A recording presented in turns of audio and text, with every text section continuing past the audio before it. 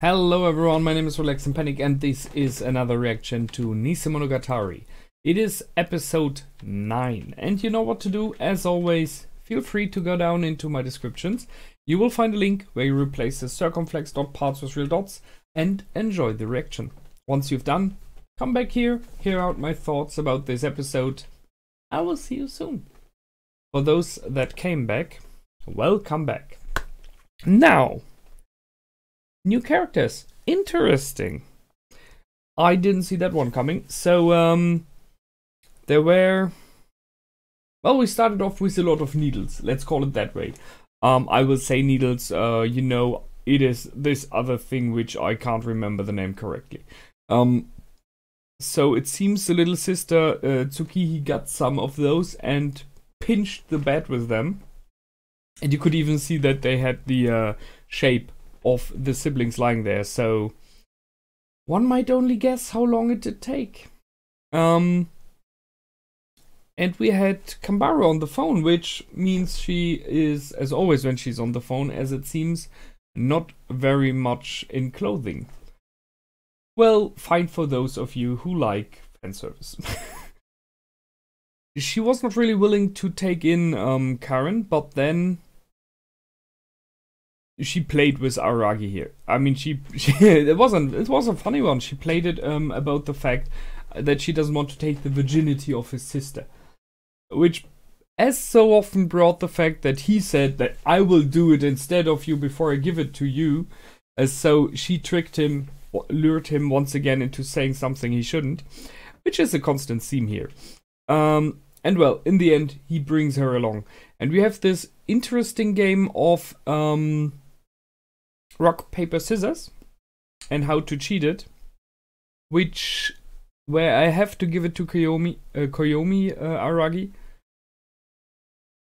is not a real trick if you just start early. That's just, you know, what now? Either the other one says, hey, you started too early, let's do it again, or he or she can just react to what you pushed out. So if you did a scissor, he or she does a stone and you lost. So it's not really clever, but she didn't think about that. One might ask if she wanted to carry him. I'm not sure about that one. I really thought that he would, in his creepiness, go for like, if I carry, her boobs are in my back. If I am carried, I will hold myself on them. Stuff like that, but he didn't. Instead, we went for this kind of surprised that she cut off her hair like that. Well, I don't know about her hair, but normally you shouldn't be able to cut your hair with a key. Not really. I mean, it's not sharp enough. However, she did it. I was surprised. I didn't see that one coming. I'm a bit sad about it. I had it in my past that people I know, girls I know, my sister as example, when she was younger, there is this time when it seems everyone decides to cut your hair off when it is long, which possibly will be somewhere in the future for me as well. Those of you who are aware, I have pretty long hair, so but there will be a moment. But I very often am sad about it, because the one thing is, you know, these persons with the long hair, it is part of your image of them. So if they change this, the outer appearance changes a lot. And not everyone can carry short hair, which is not right. No, let's say it other way. There are some people who look really good with short hair, and there are a lot of people who look better with long hair. So I'm more a fan of long hair in most cases, but who am I to judge? I remember that in the last episode, if you remember as well, we had the discussion about letting someone else touch your hair. That this is a very private thing, because it is in your intimate sphere, and it is the one thing, or one of the not so many things you can change to change your outer appearance apart from clothing. And it is one thing that is part of you, while the clothing you just take off. And I discussed the fact that thus your hair is the one thing additional to makeup and alike, which you can choose how you want to look like in some options. By her now cutting off her hair like that, she did make a choice. I was surprised. I mean, it fit into the last episode. I was surprised she did it so instantly. Sure, it did fell down perfectly then, sure. She made it look as though she didn't think about it a long time, but I'm not sure if she didn't. Or if... I don't know. I'm not really sure here. Maybe she thought about it before and just did it to shock him. However, it was very, very fast and without much knowledge. It might... thinking about it might be she is like that, you know, like makes a decision and just does it. Nice for her. Tough move. And she did it because he couldn't hold on to her head. Well, yeah, well, okay. I can say honestly, having long hair and someone sitting on your shoulders, in my case small children, can be a pain in the A. Because if you have short hair, they just, you know, hold them and it hurts a bit. If you have long hair, it is just a matter of minutes until you can't see anything and you look like a tornado ran through your head. Whatever.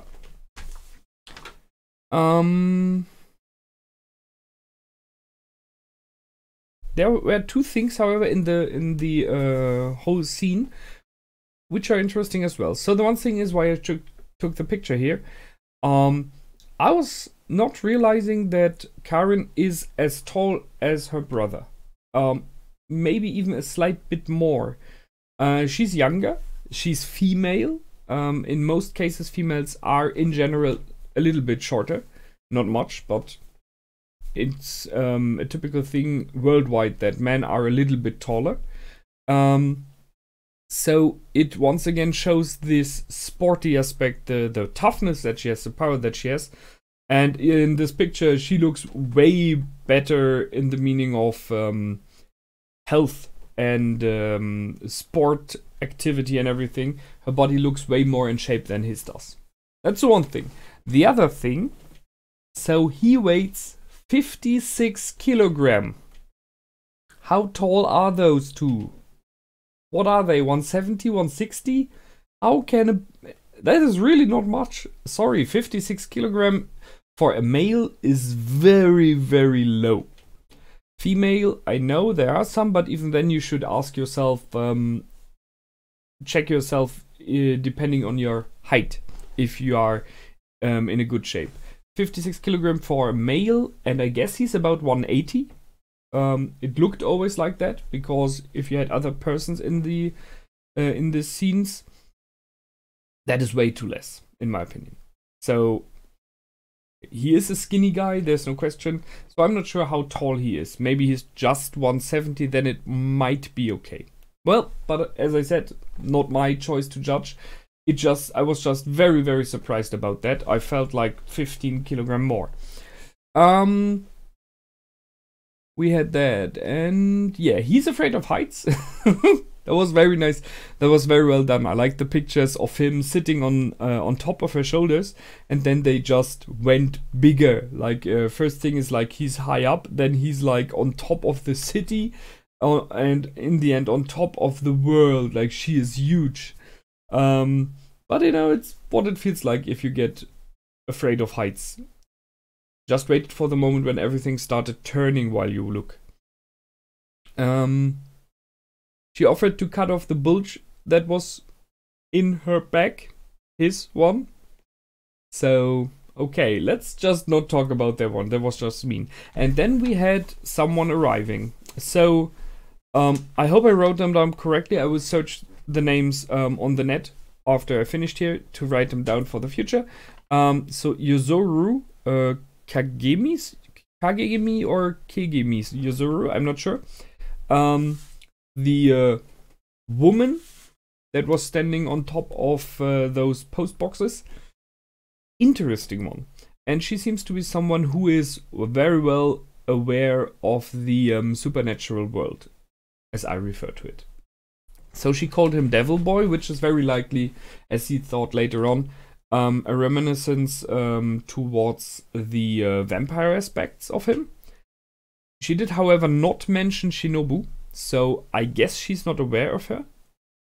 And she said towards his sister, the Hornet sister. And Hornet, the bee, we had it in the last episodes.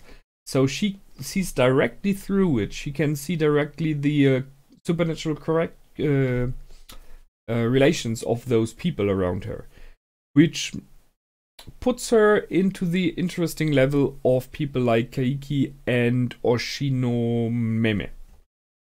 So I asked myself already when Kaiki appeared, is it like in other series and worlds where if there's a person like Oshinomeme who deals with supernatural, that he has like this city, like we had in Madoka Magica, where one girl was for one city or village or whatever, so that he has like an area that he controls, that he secures, and by leaving, this area is now open, which brought Kaiki back in because there's no one protecting everyone, and which now brings in Yuzuru as example. Just an idea. It would be interesting because then she would try to take over the place. And she asks for the school, for the Krem school, where Oshinomeme was as well.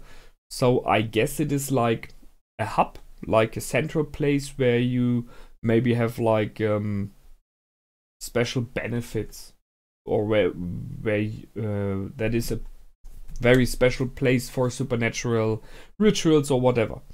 So I don't either that. So she's like realizing there's a city no one is in, and there is the magical hub, or and normally I would think like an old shrine, but there's none, where she wants to sit to control the area. That might be one reason. The other reason might be that she knows Oshinomeme somehow from the past, and she's searching for him and knows he is / was there. So that's why she's going there. I guess it is the first thing. So it's like she even said that she wants to, how did she say, establish a base. So once again, I guess this old crime school has something beneficial for you if you want to do that. Otherwise it would be a very strange coincidence that she's going there as Oshinomeme did. So we have this. He didn't know where it was, which is interesting. So he wasn't aware that this old building was a school, was this school. And he called Hanekawa for it, which in many ways was like, oh, I have a reason to call her. So they are very much going onto the fact, and even said it later on, that he loves Hanekawa, but he is in a relation with Senjugahara. Well, I'm not happy with that, because I really like, although it wasn't shown very much by now, the relationship with Senjugahara and how it did grow and everything. So I'm a little bit dissatisfied with the fact that he so easily even admits that he loves Hanekawa. And he didn't say it, but it feels to me in this moment like he doesn't love Senjugahara as much as he does in case of Hanekawa, which is sad, which shouldn't be in my opinion. But that's a part of the series, I guess. So he called her, and you could see that he was like delighted with like everything she said and everything he could do. So he's really jumping into this. He's not learning at the moment, which was pointed out later on. And he seems to be learning at least partially because it pleases Hanekawa. So he wants to please her. Yeah, well, okay. Then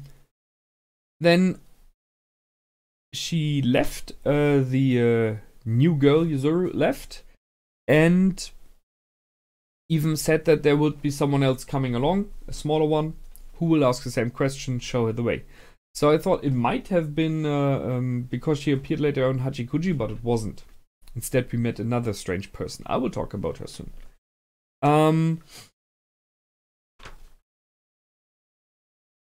Yeah, there was one thing where I'm not sure about what it was. When she had left, Aragi Koyomi asked his sister why she was so silent. And in many ways it looked as though the sister wasn't really there, you know, with her mind. The woman always talked to him, never to the sister as well. So I'm not sure about that one. And she did not really comment later on the woman at all, while she did it for the other. Sorry, she did comment on her, but it felt like she was turned off. Like, and we had this finger gesture, like that, or something alike, and then she did react. I am not sure who made this finger gesture. If it was Karen, if it was Koyomi, or if it was Yuzuru. If it were the fingers of Yuzuru, and I wasn't, as I said, I'm not sure, because it was a bit too fast for me, I couldn't see it properly. If it was Yuzuru, that means that she can kind of sleep persons, like that they're just standing there not reacting and everything, which would give a little idea of power already that she has. Karen mentioned, because I was wrong, Karen mentioned that the woman looked very strong, very well trained. Her fists look like they are used to punching. So, and the way that she says it, it very much says like, it is a different level of power this woman has. Because Karen is, for a human, very, very strong, very capable of fighting, black belt, as we learned. Walking on her hands, carrying her brothers, doing push-ups, or whatever you want to call them, on one leg, while her brother is on her back. So, I wouldn't say there's anyone who could be described as easily stronger than her. But she says the woman is for sure stronger. She wouldn't want to mess with her, because she would stand no chance. So I guess it is like supernatural strength, which gives us, with the knowledge that she has proven already, that she possibly is something else than just human. Maybe she has like a pact, or she has something, a kami, whatever, connected with her. We will learn, I'm pretty sure. Oh,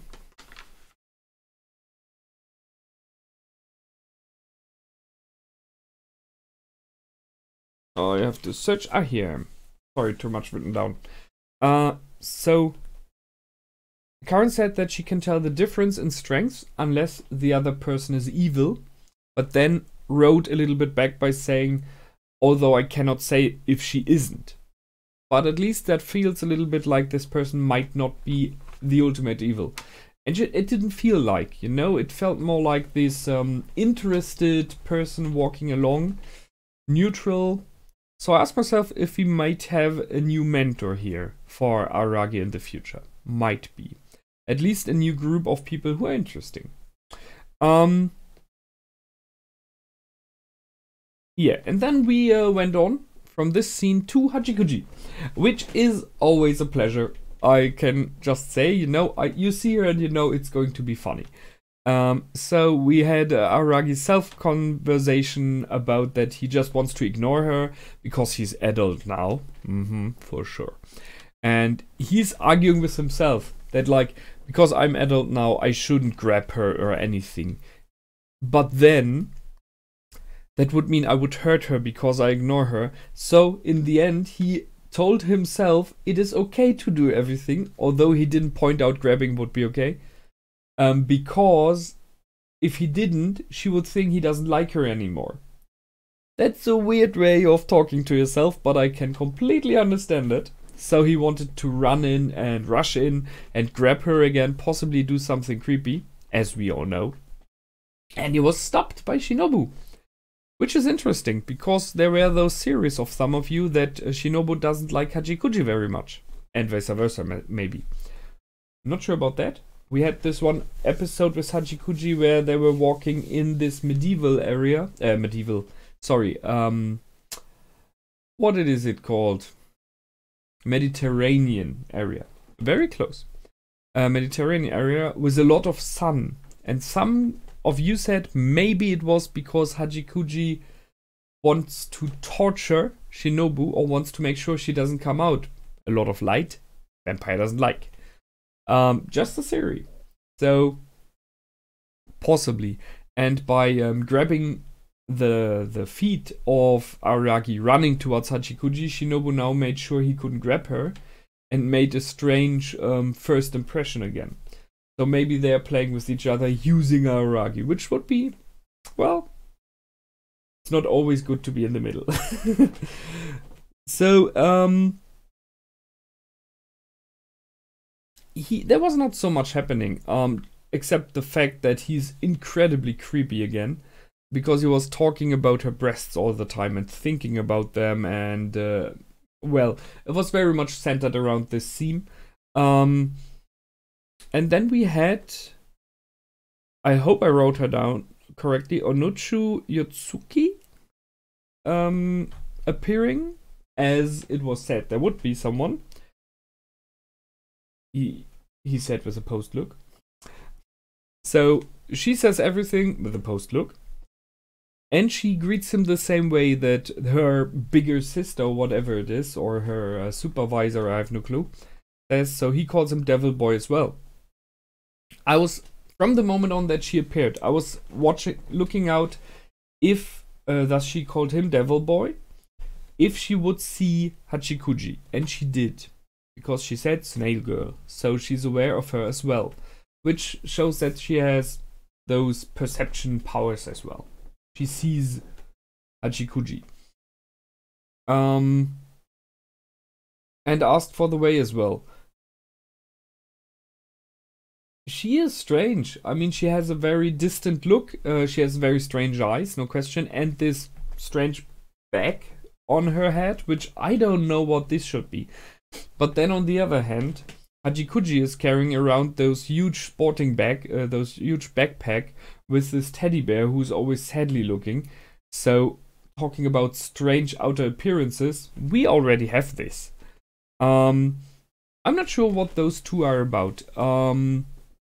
In many ways,